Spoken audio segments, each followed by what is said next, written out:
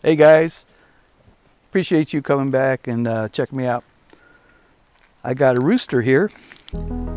Hi, I'm Jim. In 2023, I had journeyed to the Philippines to meet my Filipino daughter for the first time. And wouldn't you know it, I met a girl. Today, after a year and a half in the Philippines, I was called back to North Carolina to take care of business. The plan: square up all financial debts and save up for my return to the Philippines in 2027. Yeah, baby, I'm going back.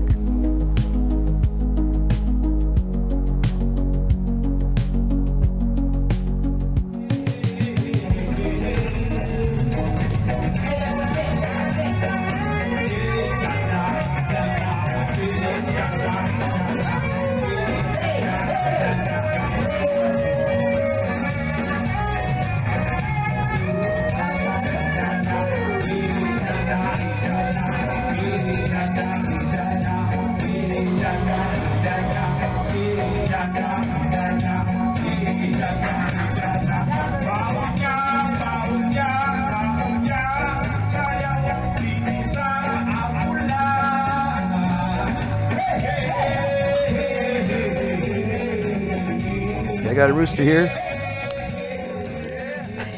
He showed up about a week ago and hasn't left. And I got 4 cats in the yard just chilling with him. You know, here's cat number 1. There's my gray cat.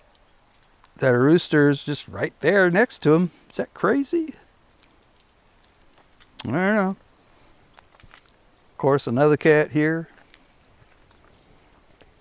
Another cat there. I think I'm a cool cat, right? Okay, never mind about that. Okay, get you caught up on what's going on.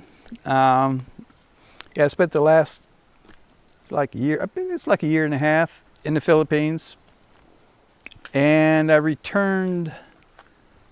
It's like maybe 2 months ago, give or take, to take care of some finances.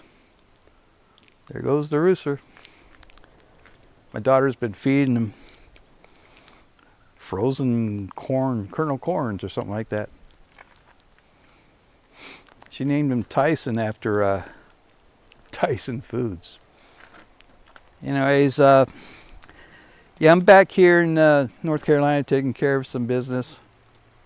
While I've been doing that, I've been doing some cleaning on my yard, and got a lot more to do. But I'm prepping for Halloween, which is only like maybe a week away, week and a half. Okay, and I got to clear all that up because I'll have some company. We'll take it outside. We're gonna have a bonfire in the back by the road.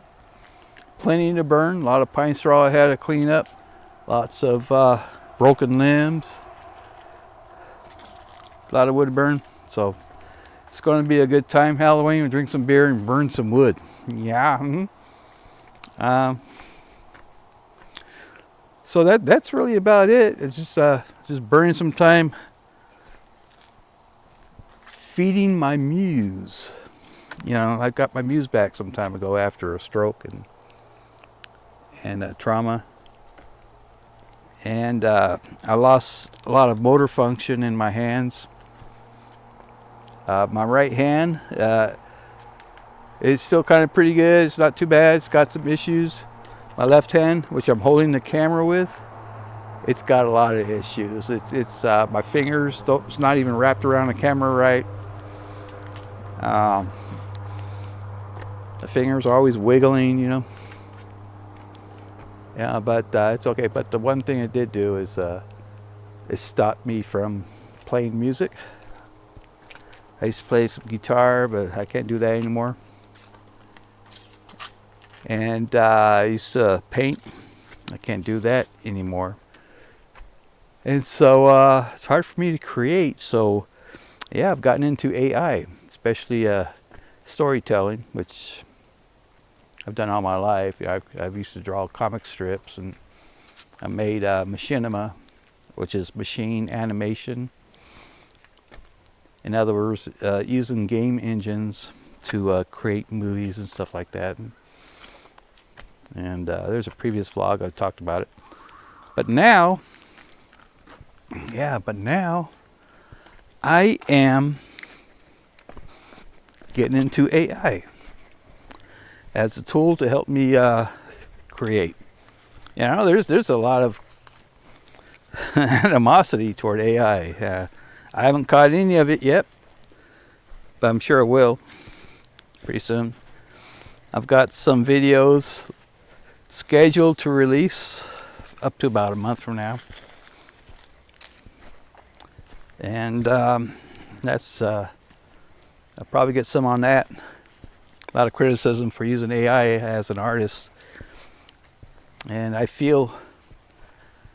do feel, especially for musicians in the arts, because AI music, man, they're freaking out over that. Yeah. As far as like film making or movies go, it's not quite there yet, right? It's not quite there yet.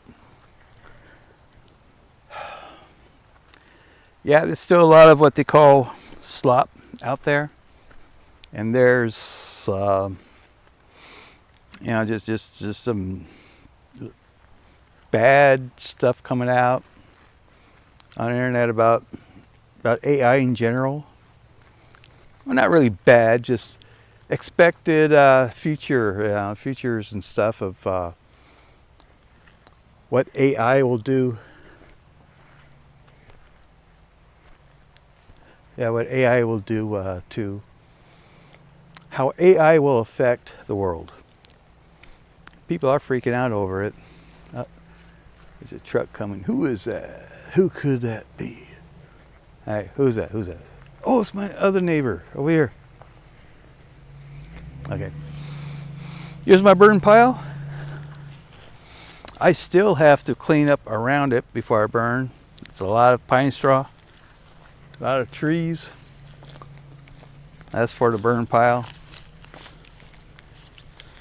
I got to trim that back a lot. I got the pile back over here. Got to clean all this up before I burn. Don't need it to spread, you know.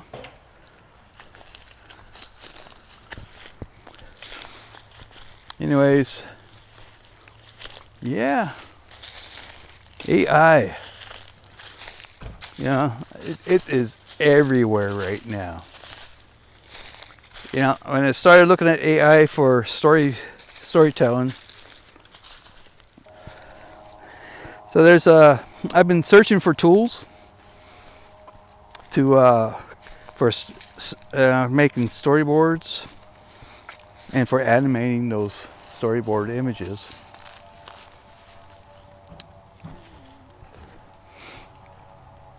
And finally narrowed it down to 5 steps, each step requiring 1 or 2 tools.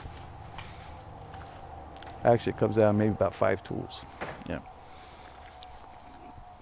And real quickly, I'm going to tell you what the steps are, and I'm tying it into traditional filmmaking. Because AI, well, you know, you can like make something real quick, animate a video, animate a picture, turn it into a video.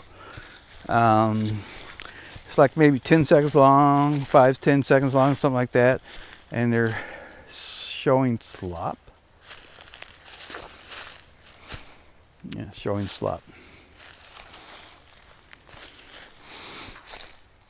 And they show this. I mean, it is slop. It's just they're exposing the failures of some of these generative movie making platforms. You know, and that's not perfect.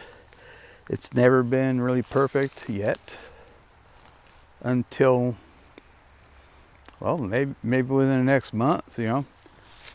They have something called Sora 2, which is amazing. I mean, it looks like regular filmmaking. The AI actors, I guess you'd call them, or puppets, or similes, or synthetic people. I don't know what you want to call them. But they're looking better, they're looking real. It sounds better. So AI filmmaking, which is what I'm doing, has come a long way. It's come a long way from a year now to now. Okay. Heck, past 2 months, it's come a long way. I spent a better part of my time just searching for the tools I need to create, what I want to do, and I can't find just one tool that can do it all. So I'm like, have to go through all. Not all, I can't do all of them because every time I turn around, there's a new platform up. And so this past month, I was searching for some preferred AI packages to create my my art, my movie making, and I'm doing it in a traditional way.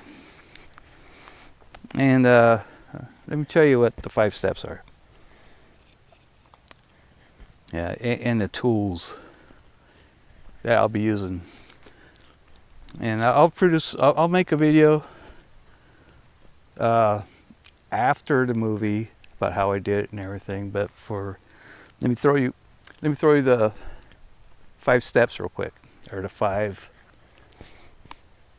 sequences to make a decent movie, I think, and sticking to traditional movie making methods. Okay, number one. Well, you need a story, you need a concept, right? You need an idea. That's the muse. Because after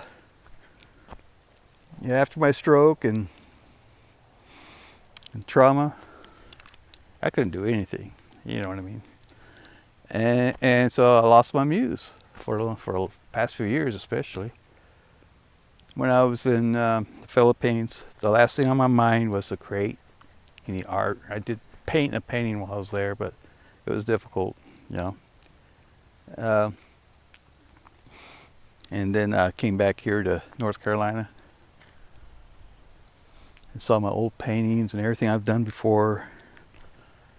I said, and I said I needed to make something, and then my muse came back. It's like I started getting this urge, to create.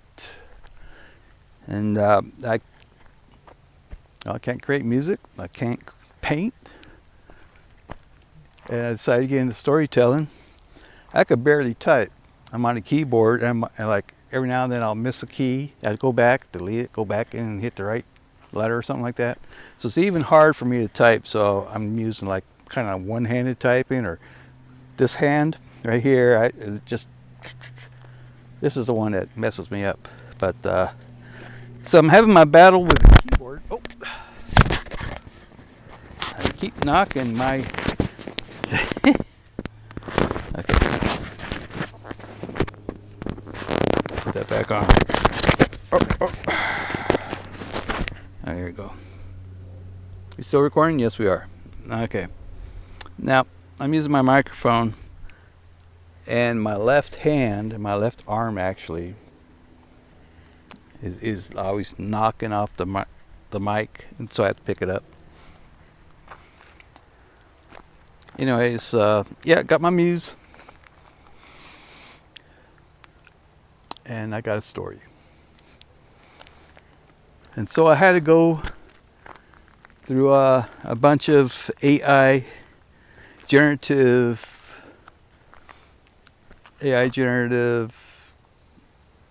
models out there, or tools. I call them tools. AI generative tools. And I just started messing with it, playing around, and seeing what works within my workflow and what would be good for my workflow for what I plan to do. All right. Every time I turn around, it's like something new popping up. Something that's looks pretty interesting and all that. and it may or may not fit into my workflow. But it makes it too complicated. There's just too many. There's just too many out there now. I mean, every time we get on YouTube, there's like another ad for a brand new AI generative tool that lets you do this, do that, and everything. And there's maybe a free plan, but it's real limited. But you really have to put some money in it, pay for credits or something like that to use it to its full advantage. Under free plans, there's a lot of stuff you can't do, and so you got to kind of have like about 3 or 4 or 5, maybe 5 different tools to do what you need to do. And actually, that's the same for traditional filmmaking. You have different departments, each doing what they do to make your film what it is. And AI is kind of like that too. Treat it like your team somehow, and they could do something better than you can, of course. Not always, but it has its problems. What they call hallucinations or slop. But the key is having the right procedure, the right sequence of events that'll create an engaging story, an engaging, especially visual story without all the slop or the weird stuff going on. I mean, I just saw an AI episode of a classic Star Trek episode. Classic Captain Kirk, the old Bones and Spock, back from the 60s. They used AI to make it. Actually, it's pretty good. It was pretty. I mean, you can tell it's AI. There's a lot of issues with the animation. There's a lot of vocals while they're just standing around talking. It's kind of like the old Star Trek animated series, but in live action video format. Instead of drawn characters, you have actual people. And it was kind of spooky. I mean, they used artificial voices, so it didn't sound like them. It didn't act like them. But you know something? In a year from now, that's all going to be smoothed out.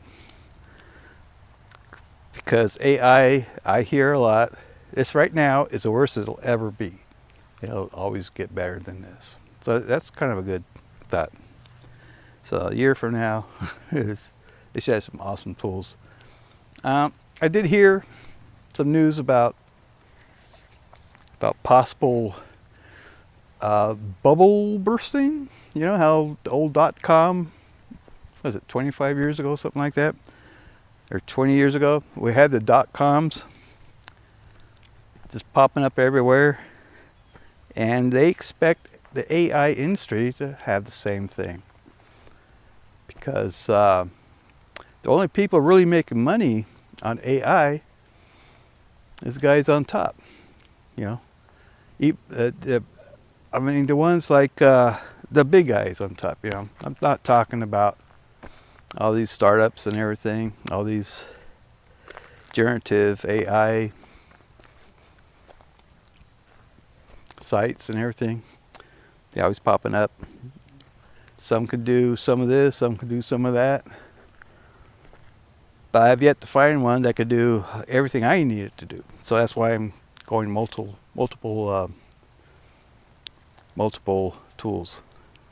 Which, once again, that's how they did in real life. With multiple departments and stuff. All right, 5. It's 5 steps. 1, okay, is the muse step. Again, you have to have an idea, right? And you need a script. So that's what it's all about, is generating an idea within yourself. It's got to be your story, not an AI story. Don't ask ChatGPT, so give me a story about a duck or something like that, and just do what their story is. It's got to be your story. That's what makes it real. Because if you just have AI do everything for you, and then you just post what you have, well, that's terrible. I mean, everybody could see through that. You know, they need to see an AI movie or short film, or they could see the human hands on it.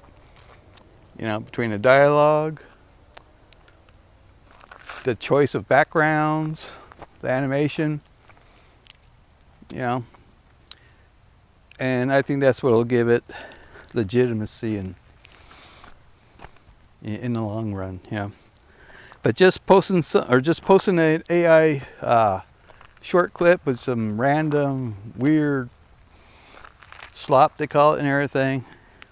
Yeah, that's big right now. It's just well, not really big because everybody's angry about it. Anyways, yeah. Step 1, or department 1, script writing. All right. That includes ChatGPT, and that's what I use to flesh it out, though, and it helps me create the script. Then I'll go in there and edit the script. I would edit the script and form it, shape it, and tell it what changes I want to have, and it'll reprint it out with the changes, and so I build up on it. I don't take the first thing it gives me. Okay, I work on it. All right. After that, after script, it has a story, the action, the dialogue. That's all there. Then you create your storyboards. That's step 2, storyboards. And storyboards are different than in the movies, though, in my case, in my workflow. Because when I do cartoons, they use these storyboards. It's like a quick sketch. It's like, and in that scene, close up, in that scene, and so they knock out the storyboards fast. And then they use the storyboards to create the final product. You know, the backgrounds, the cells. I remember back when I was a kid, me and a friend of mine, Bill, we were both in animation and art and filmmaking. We took a trip to LA, Los Angeles one time, and we had a tour of Filmation Studios and Hanna-Barbera. Oh man, this is back in when was this? Early 70s, I think it was. Early 70s? Mid 70s? It can't be mid 70s. Early 70s. Yeah, we went to LA, spent some time there, and we even brought a portfolio to show them, and maybe they would hire us or something like that. Of course, that didn't happen. I'd be like if I got hired as a sweeper or something like that. But yeah, it was cool. That was cool. Filmation especially, that's where I wanted to go. But yeah, that didn't pan out, so I went back home to Merced.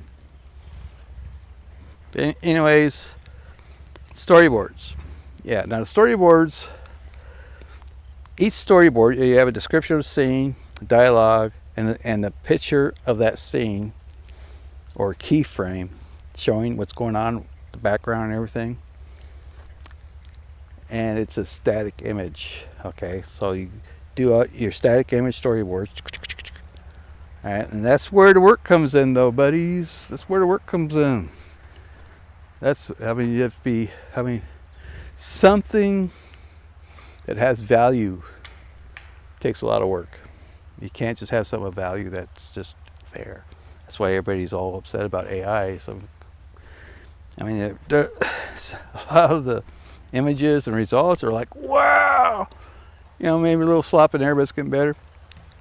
But important thing is the story and the visuals. Okay, so a storyboard, you follow the script and you create individual images for each scene, and that's where all the work is at. Okay, so you have your story, you have your script, and you have a storyboard. Now that picture on the storyboard is the one you use to create the animation. All right. Step 3. Okay, once you have the storyboard done, right? And I do the storyboard on Whisk, software called Whisk, because you could take an image of a character, like call it a character card. This is what he looks like, frontal view, maybe waist up or legs up, just showing enough of the character so that the AI can register it, its likeness. And then you have a separate background. Now a lot of these software, you can't mess with the background. You just animate the sequence and it throws its own background. I found that with several that look promising. But you need to separate the background from the character. All right. So if you have a bunch of backgrounds made up according to the scene, their Whisk can combine the two. Your character card, create a character card, and you can combine it with the background, which I've done. And it works really good too, because you get a description of the actions, include some dialogue, and there it goes. There you go. You got a 5-second scene. Because you're using free, if you're using it free, you get 5 seconds. Sounds like doesn't sound like a lot of time, but actually 5 seconds on film is actually pretty long. That's a lot of stuff on film is just there a second or so, even under a second. It's like a flash. You have that wide panning, 5 seconds. That's pretty good. If you want a 10-second pan, there's a way to do that. There's a way to do that, even though it's a 5-second shot. Just capture that last frame and use that as reference to continue the scene. It's a way to do that. And there's a lot of videos on YouTube that explains how to do that. I'll let you look it up for now. Yeah, step 2, storyboard. Whisk.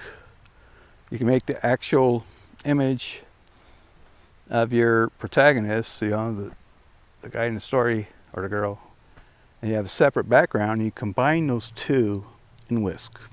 That way you can keep the backgrounds the same all the time, and your characters stay the same, using those two references. Okay, you animate each, and you just do that for each story. And when you're done with Whisk and a storyboard, well, what's the third? Number three. What's number 3? Third step. And each step has its own folder or its own department kind of thing. Third step, well, it's the animation, of course.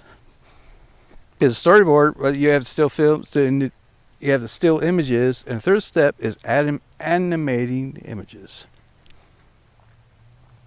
Pretty sure that's the third step. I ain't got no notes in front of me. But once you have the storyboard done, and they're all single images that you've created, then you animate it. And there's tons of software out there to animate. There's tons of AI platforms you can use for animation. You use what you want, that fits you and all that. But the one I use is Grok.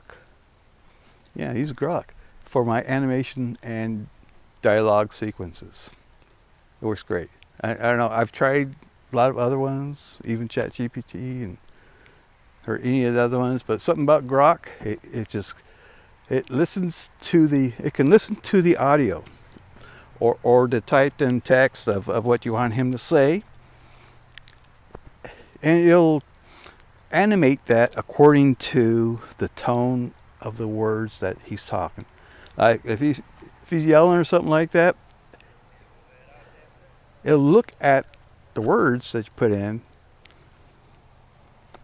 and like if you don't give it any direction, no direction, right?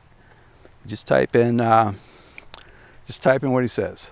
All right, it'll look at what he's saying and make a corresponding animation. Or you can so that's in a way that's like letting the actor do his thing. But you can be the director, go in there and say, okay, well, you can do one scene like that. Say, all right, this is what you want. I want you to say, but you do whatever you want in that. So you can do one of those to see what happens, right? Then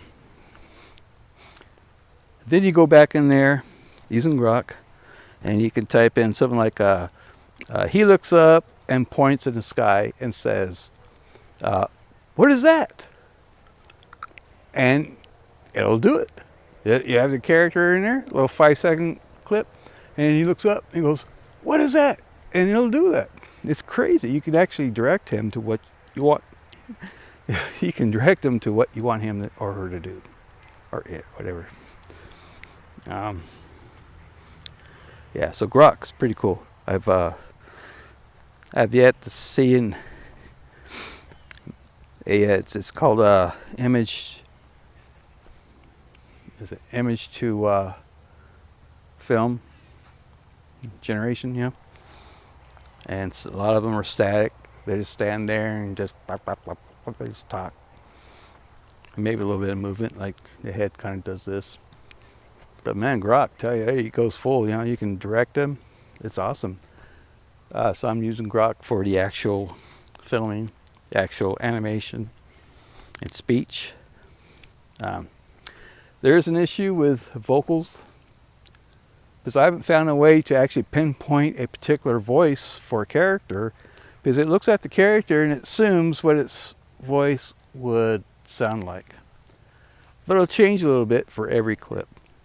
All right, it has like a little change or something like that, and so you can tell too. So that's an issue I have to resolve. Probably I could turn the entire vocal clip into a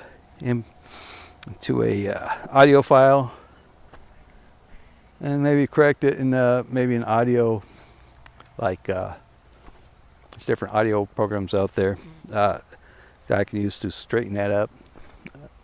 So that's a little work. I have yet to nail that down, but that's in there.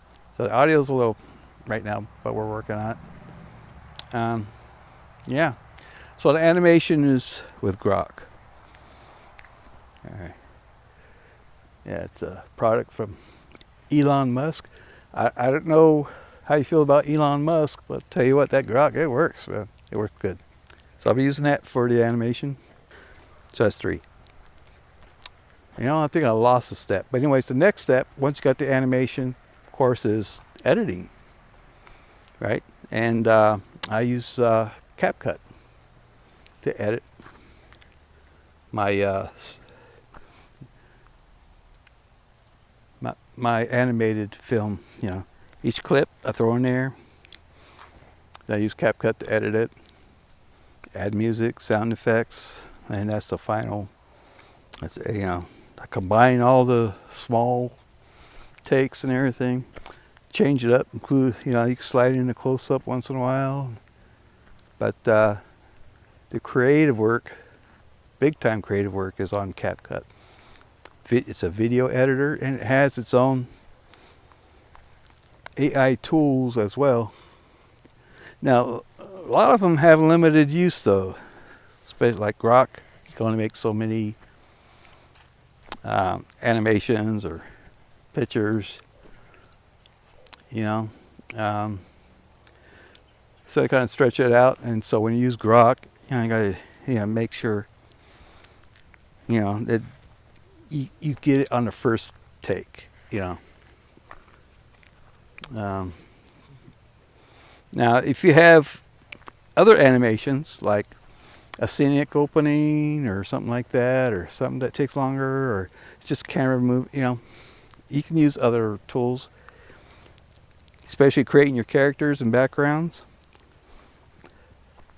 But you got to make sure you use a tool that's free to do that, because you need unlimited access, because you're creating different backgrounds and creating what I call character cards. I'll talk about that another time.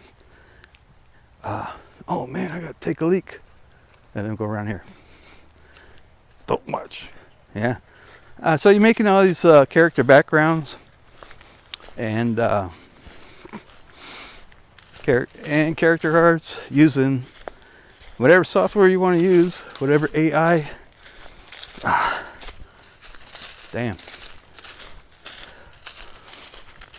I'll get right back to you. I gotta pee. All right. Where was I? Well, that was great. Yeah, okay. So, yeah. So once you have each storyboard image created, and how you want it to look like in the film, you know, close-ups, faraway shots, different angles and stuff. You know, that's all in the storyboard. And right, and then you animate it, and then you edit it. You know, this is 5 steps, but one escaped me. I don't know, but you know, I'll have Sebastian explain that when I'm with the computer. Has got them all listed up and everything. Oh, speaking of Sebastian, yeah, he's like my presenter. He's my guest host. He kind of introduces what's coming up and everything. It's kind of cool using him. Creates a little bit of depth in my vlogs. But anyways, yeah, I got a workflow created, and I'm deep into my first video right now. And I think, I don't know how often I can do these, because I don't know what the timing is, but I'm sure the better I get, or the more time I put into it, the better I get. It's like anything, you learn, you know, shortcuts, you learn how to use the tools. You know, this first pass I'm doing, it takes a little time for me to go through it. It's trial and error. But as time goes on with anything, yeah, just get better and better at it. So I expect maybe the first movie, expect in a couple weeks, maybe 3 weeks, and maybe it'd be like one every 2 weeks after that. I don't know. We'll see how often I can do them. Which actually I should, because I have a lot of downtime here. Yeah, see all this pine straw right here on the ground? Yeah. I didn't rake this up because I consider this the wild side of my yard. You know, I'm too old to be doing all this. I did do this. I raked up this side. Got all the pine straw up. There's still a little bit up here, but did a number on it. And it's a pile there ready to be burned. Yeah, like I said, next thing I'm going to do is clear this up. It's Halloween. I'm going to have a bonfire, and I'll have some guests over, and we'll kick back out here. Yeah, do some food, some barbecue, a couple beers. Hey, Joe! What's that? Hey, what's up, buddy? Hey, that's not Joe. Oh, you're David. He's not Joe. Now, if he was in the Philippines, he'd be Joe.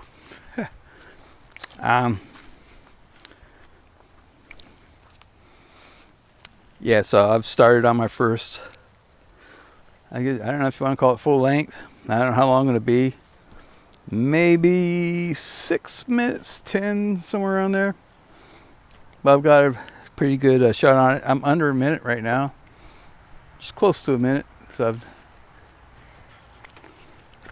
created the first scene of the short film I'm doing already.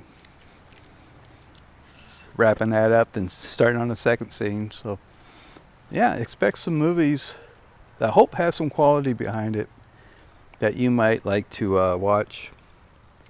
And if you'd like it, please like, subscribe, and share. Okay. And I have some premieres coming up with some movies I think you might like as I kick out here and North Kakalaki, as I say, but they don't like me saying that here, but it's North Kakalaki. I live here. It's not my original home. Original home. It's in California and, well, Philippines now. Yeah. It's crazy, man. Sorry to keep moving around, probably getting dizzy. Anyways, well, that's it for now, guys. That's it for now for my vlog. But here's a little sneak peek. Actually, it's not even a sneak peek. This is a test. I'll have a sneak peek next time. Here's another test I did using my workflow. I even tried out a different platform. I can't remember what it's called. But it was obscure, and I've included that in there, and didn't work out. I like the Grok better, so when you see that, you can see why. It's hard to control the other one, while Grok, I have full control. It's pretty cool. Okay. All right, that's it. Here's Sebastian, my guest host, to introduce my latest experiment. Hit it, Sebastian. Here is another sample using Grok compared to Magic Light. Breakfast, high in protein and resonance. Oh, though I still can't get used to their eyes staring back. It's all in the presentation. Back in the Ranger days, this would have been luxury.